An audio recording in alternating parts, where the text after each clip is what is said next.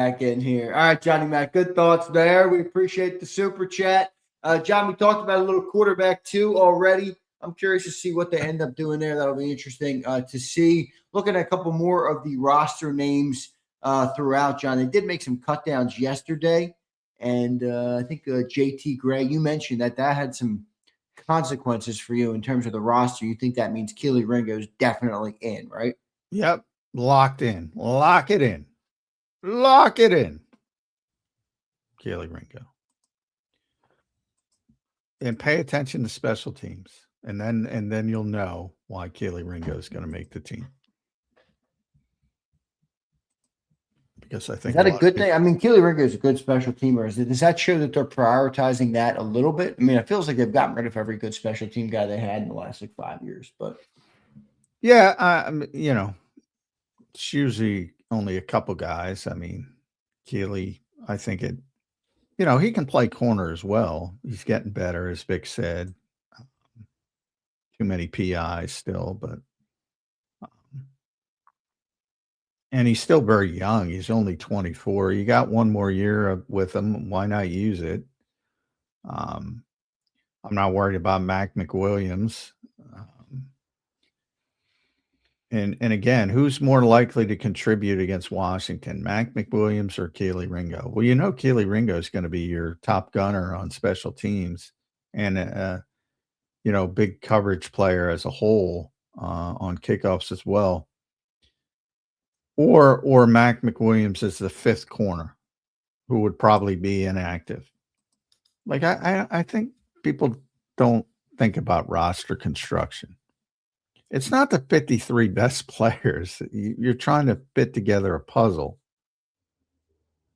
that'll help you win football games. And McWilliams may be a better corner, although I don't even know if that's true. He's more versatile. He can play inside and outside. So he's got that advantage. But unless a bunch of guys get hurt, he's not even going to play. The other guy's going to play.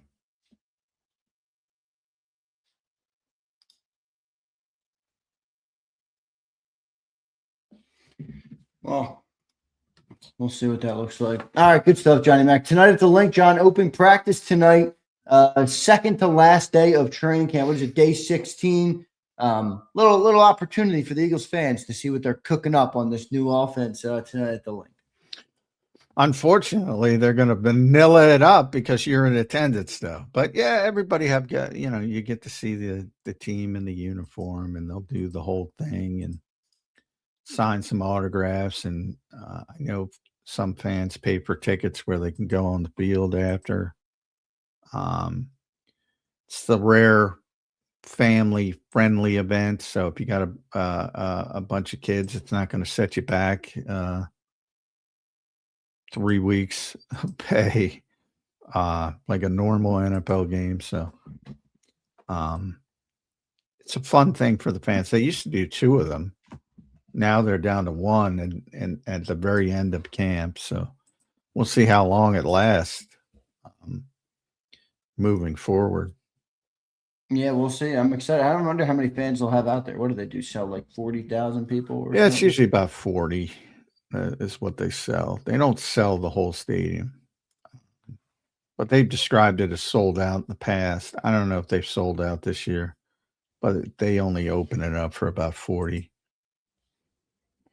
somewhere, which is a lot for a practice. That's a lot for a practice. I mean, practice is a passionate fan base. I always said practice is, for those who don't know, it can be incredibly boring. But yeah, people love it. John, what are you expecting here for Jonathan Greenard? Do you think he'll start the season on the PUP? How's that going to work here? Do you think when do you expect him to maybe back? It's probably tough to get a read at this point. Vic is lowering the confidence level, though. Yeah, I mean, if he is back, it's going to be in a limited capacity. He'll almost certainly be on a rep count. My thought is he'll start on the PUP and miss 4 games. I'm starting to lean in that direction. Did see him yesterday. walking off the field. Seems fine, but of course he's fine. Your strained pec is not going to impact your only if you're trying to get stronger in the weight room. So tough to tell. Eagles are obviously not going to be completely honest about it. Vic tends to be, and he's concerned that he's not going to be available for week 1. If he's not going to be available for week 1, that tells me you might as well put him on the shelf for a month because that injury, you're going to need time to get your upper body back because you've been limited. Like he can work out his lower body, but obviously, no bench pressing, you can't nothing. Go bench pressing with no. it. So can't do anything on the upper body, really. I mean, everything kind of pulls from the pec in some ways or another. Triceps, all of it. So if he's not ready for week 1, that tells me he's going to have at least a 2-week ramp up. So you might as well put him out for the first 4 games, and that gives you an extra roster spot to play with early. So that's the way I'm leaning. On the other hand, if there's a chance he can be back by week 1, obviously you want him out there, even if it's limited. 25, say he's got a 25 rep count. That's still going to help you. So it's kind of dependent. If he's not ready for week 1, I would say put him on PUP because he's going to need that ramp up period anyway. Or keep him on PUP. He already is on PUP. But so that's how I would handle it. We'll see how they handle it. Yeah, we'll see how long he's out. I feel a little bit better about the depth of that room now. But I guess with injury concerns to him, and then Nolan's been a guy who's been injured in his career, you got to keep an eye on it. But overall, it feels like a pretty solid depth room. And Jalyx Hunt, I read again that Jalyx Hunt had a great practice. I think it was BLJ. Just keeps raving about Jalyx Hunt, man. Yeah, he's been probably the MVP of the summer, I would say, to this point. And there's only 2 practices left, so he's probably going to win that mythical award. He's been great. He is, I would say he's lapped Nolan Smith as the number 2. And now there's, talk about can he take the leap and be a legitimate top tier edge rusher? And, I'll tell you what, he was talking to us yesterday. He's got the right mindset. Like, as far as how he handles the job. And he was asked about breaking out last year. Did he think he break out? And he said he didn't like that sort of terminology because, from his perspective, he's working hard and he expected to, have that kind of success where he led the team in sacks and interceptions, which is something you rarely see. And he mentioned Zach Bond as a guy that just someone he's admired. And he was talking about his, work ethic as a professional and learning from him. Just keep putting in the work, and it will come through. So he said his breakout was no surprise to him because he was working towards that. So it's coming to a fruition. But I did think it was notable that he said he admired Zach Bond, learned from Zach Bond, what we're talking about with Mekhi Lemon, how to be a professional, how to do, like you have to learn to be a professional. Ty Robinson went through that. He was talking about it. It's like you come in, it's a whole different world. Now, we joke a lot in college about, going to class and things like that. But you do have, even if it's not that important, you do have these other things you have to do. You can't focus on football. When you get to the pro level, it's your entire job. Everything is focused on football. And the true superstars are always working on it. I always talk about the off season, you can't just leave at the end of the spring and go on vacation and show up for training camp. if you want to be a star in this league. You have to do all that stuff. You have to work out on your own. You have to keep it going. Or you're going to get lapped. You're going to get left behind. So it's important to learn how to be a professional. And that might be the most difficult part of the leap from college to pros.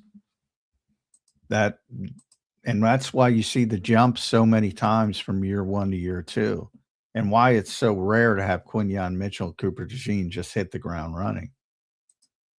It's more the better trajectory, or the more normal trajectory, not the better one, is sort of learn how to be a professional. And then year 2, you start showing improvement. Significant improvement. Yeah, well, it's exciting on Jalyx. I mean, if he has got a big year this year, John, I mean, you think he'd be front of the line for a paycheck? Oh yeah, well, I mean, he'll be eligible after this season. And yeah, if he gets double digits in sacks, and let's say he gets 12 sacks this year, are they paying him next summer? Yeah, they'll try. They'll try. I mean, I think Cooper, Quinyon, Jalyx potentially, Jalen Hurts potentially. Jalen Hurts, yeah, they got a lot of work to do. But I don't worry. I don't worry about the contract. I know you always say that, but at what point is it? Well, just so much? It's already started. I mean, they the players they're going to make decisions about. Like, they're not going to re-sign Moro Ojomo. They're not going to re-sign Nolan Smith. Those are the decisions. They're going. What if Nolan has a big year? Well, then it can shift. They could always shift. It could always shift back. But right now, if you're projecting the guys right now, Jalyx to me has passed Nolan Smith, and they're going to make the difficult decision on Nolan and let him walk. And they already made their decision at defensive tackle, and unfortunately, Moro Ojomo is. They tried to sign him. They tried to sign him to an extension. Did they? Did they try to get him Moro? Yeah, but he's smart enough to know, and he learned from Milton. He's going to get an opportunity. Well, he already got the opportunity. He showed he can play, and if he plays well against him this year, he's going to cash in. Some have said it was a mistake to let Milton go in favor of Davis. Different positions, man. I like that bothers me. Yeah, but if you have Milton and Carter, does that in theory give you a better defensive tackle group? No. You need to play this defense. You need a nose tackle. To do what Vic wants to do, you need a nose tackle. So who do you have at nose tackles? Zion Wilson? You don't have a natural nose tackle, right, other than Jordan Davis. They are two completely different positions. You have two guys doing, Milton can play 3-4-I-5. Jalen plays 3-4-I-5. They're the same position. And they can play a bunch of different techniques.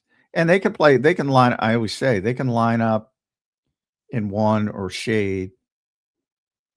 Anybody can do it. You and I could line up there. Can you do it effectively? They will not be able to do it effectively. I always go back to Jonathan Gannon's first year. He was playing Vic's scheme. He wanted the multiple fronts, the variable fronts, but he didn't have a nose tackle. So people didn't even know he was copying Vic's defense. He had to use Javon Hargrave, who was a heck of a player, but he was a 3. He was a 4-eye. He was not a nose tackle, and he had to use him at nose tackle, and it wasn't great. And then they got Jordan Davis, and that wasn't even at his height, Jordan Davis, but you need the nose tackle in this defense. They are completely different positions. Now, they say defensive tackle, but Jordan Davis and Jalen Carter play completely different positions. I'm happy that Milton Williams is living up to it. It's not easy to live up to a free agency contract like that, John. No, it is not. He is, which is I didn't think he'd live up to it, to be honest. And I love Milton, and I talked about how good he was, but even I didn't think he'd live up to that contract, and he did. So he deserves a ton of credit for it. We'll see what it looks like, Johnny Mac. Getting interesting here as we get a little closer to the regular season. What are we? How many days out? I think we're 19 days out. 19 days out from the season. I don't even know what day it is. It's Groundhog Day. Half of the time, I don't know what year it is. But wait, yeah, September 13th, a little bit later, so that helps with Mekhi Lemon. Got a little bit more time to hope they get him up to speed, but yeah, it's coming up quickly.